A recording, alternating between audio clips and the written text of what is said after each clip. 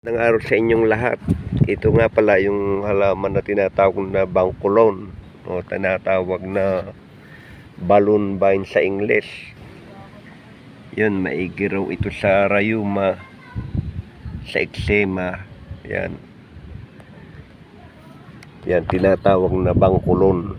Ganito ang kanyang bulaklak. Ayan o. Tapos ang may buto siya sa loob. Yan. Tapos yan ang kulay niya. Ang itsura ng dahon ganito.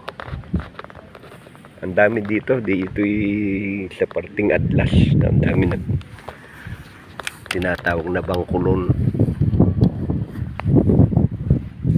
Ayan. Ito pa ang itsura. Ang dami.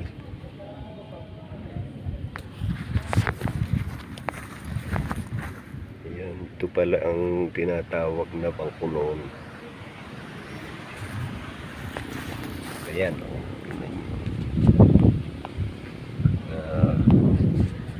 sa English yan ay balloon vine. So, parang hawig sa ampalaya ang kanyang dahon.